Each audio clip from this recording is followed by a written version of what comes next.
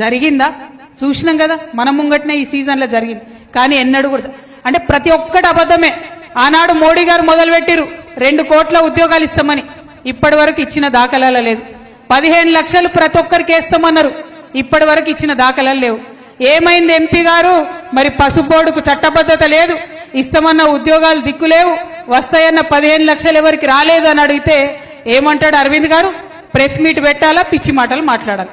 అంతకు మించి ఎప్పుడు కూడా ఒక పనికొచ్చే మాట కానీ ఎప్పుడు కూడా ప్రజల కోసం మాట్లాడినటువంటి దాఖలా పోలే. ఒక్కసారి దయచేసి మా కార్యకర్తలు ఆలోచించాలి. ఆలోచించడం కాదు, ఈ విషయం గ్రామ గ్రామాన దయచేసి చర్చ పెట్టాలి. మన తెలంగాణలో ఇవాళ 8 మంది బీజేపీ ఎంపీలు ఉన్నారు, 8 మంది కాంగ్రెస్ ఎంపీలు ఉన్నారు. మొన్న బడ్జెట్ పెట్టిన కేంద్ర ప్రభుత్వంలో 8 రూపాయలు కూడా ఇవ్వలే తెలంగాణకు. 8 అంటే 8 రూపాయలు కూడా ఇవ్వలే. 8 + 8 పెద్ద గుండు సున్నా ఇచ్చారు, అంతకు మించి ఏమి ఇవ్వలే. ఒక్క అరవింద్ మాట్లాడాడు, ఒక్క బండి సంజయ్ గారు మాట్లాడాడు, ఒక్క కాంగ్రెస్ ఎంపీ కూడా మాట్లాడాడు. మరి అలా తెలంగాణ ప్రజలు ఒక్కసారి దయచేసి ముఖ్యంగా జగిత్యాల బిడ్డలు ఆలోచన చేయాలి. ఎందుకోసం వేసినట్టు వాళ్ళ ఓట్లు? మన సమస్య అక్కడ మాట్లాడరు, మన సమస్య గురించి పట్టించుకోరు. ఎవరి కోసం వేస్తున్నట్టు ఓట్లు? మనం నిజంగా ఈ గులాబీ కండువ కప్పుకున్న వాళ్ళం తెలంగాణను రక్షించుకోవాలి, తెలంగాణను కాపాడుకోవాలి. తెలంగాణ ప్రజలు బాగుంటేనే మనం బాగుంటాం. తెచ్చుకున్నదే ప్రజల కోసం. ఆ ప్రజలు మరి పార్టీలు చెప్పేటటువంటి మాయమాటలు నమ్మకుండా మనం గట్టిగా ప్రతి ఒక్కరి దగ్గరికి పోవాలి. ఈ విషయాలన్నీ కూడా దయచేసి చెప్పాలి. ఇవాళ మనం పార్టీ బాధ్యత తీసుకున్నామంటే ఏం జరుగుతుంది? ప్రతి ఒక్కరికి కూడా ముఖ్యంగా యూత్కి వాళ్ళ ఉద్యోగాల కోసం కృషి చేస్తుంది, వాళ్ళని దగ్గర తీసుకోవాల్సినటువంటి అవసరం ఉన్నది. నిజంగా నేను ఈ జగిత్యాల్లో చెప్తా ఉన్నా, 2014లో సంజయ్ అన్న ఓడిపోయింది, 2018లో ఆ రోజు పెద్ద ఎత్తున యువకులు ముందుకు కదిలిండ్రు కాబట్టి, యూత్ ఆశీర్వదించారు కాబట్టే జగిత్యాల్లో 2018లో మనం గెలిచాం. మళ్ళీ 2023లో వాళ్ళు కొద్దిగా ఇబ్బంది పడ్డారు, మాకు ఇబ్బంది అవుతుంది అన్నారు.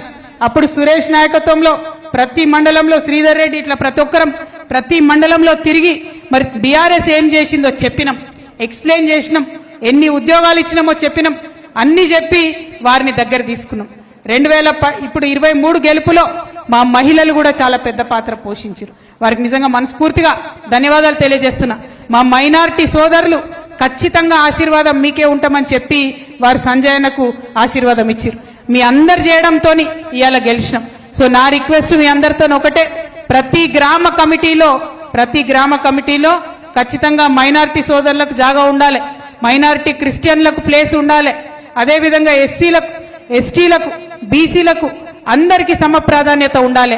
మహిళలు వాళ్ళ మండలానికి మన అధ్యక్షులు ఉన్నారు, మహిళలకు దాదాపు ప్రతి మండలానికి కూడా మహిళా అధ్యక్షులు ఉన్నారు. వాళ్ళని ఇంకా పెద్ద ఎత్తున ఎంకరేజ్ చేయండి. ఎందుకంటే మా అన్నలందరికీ చెప్తా ఉన్నా, లోకల్ బాడీస్లో 50% రిజర్వేషన్ వచ్చింది, రేపు అసెంబ్లీలో కూడా మాకు 33% వస్తుంది. కాబట్టి మా మహిళల్ని ముందుకు తీసుకెళ్లి ఎంకరేజ్ చేయవలసిందిగా గ్రామ నాయకులందరినీ కూడా, కమిటీ నాయకులందరినీ కూడా నేను మనస్ఫూర్తిగా వేడుకుంటా ఉన్నా. మహిళలు ముందుకొస్తేనే గ్రామంలో ప్రజలందరూ కూడా ముందుకొస్తారు. ఒక్క ఇంట్లో ఒక మహిళ కన్విన్స్ అయిందంటే ఇల్లు మొత్తం కన్విన్స్ అయినట్టే, అందులో ఎటువంటి అనుమానం కూడా ఉండదు.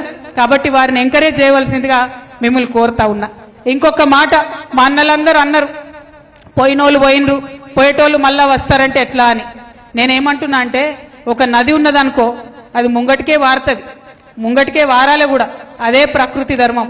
పోయినోడిని ఇడిచేసేయాలి అక్కడనే, మళ్ళీ వెనక్కు రావడం, వెనక్కి పోవడం, తెచ్చుకోవడం అవసరమే లేదు. ఎందుకంటే పాత నీరు పోతేనే కొత్త నీరు వస్తుంది. ఇవాళ చాలా మంది మహిళలు, యువకులు, అదేవిధంగా వ్యాపారవేత్తలు ప్రతి ఒక్కరూ బీఆర్ఎస్ పార్టీలో జాయిన్ అవ్వడానికి రెడీగా ఉన్నారు. పోండి, దయచేసి ఇంటింటికి తిరగండి, తిరిగి మన గురించి చెప్పండి, మన పార్టీ చేసినటువంటి పనులు చెప్పండి, కొత్త వాళ్ళని తీసుకోండి. పోయిన వాళ్ళు, పాత వాళ్ళు, మోసం చేసిన వాళ్ళు ఇంకా కూడా మోసపోతే మనకు తప్పైతుంది.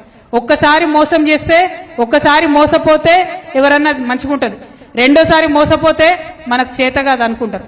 ఇవాళ మనం పార్టీ నుండి చేయి బట్టి నడిపించి గెలిపిస్తే సంజయ్ అన్న 2 సార్లు ఎమ్మెల్యే అయ్యారు. కేసీఆర్ గారు ఈ జిల్లా మీద శ్రద్ధ పెట్టి జగిత్యాల జిల్లా ఇచ్చిరు, 4500 డబుల్ బెడ్రూమ్లు ఇచ్చిరు. హైదరాబాద్ తర్వాత అతిపెద్ద డబుల్ బెడ్రూమ్లు ఇచ్చింది జగిత్యాలనే.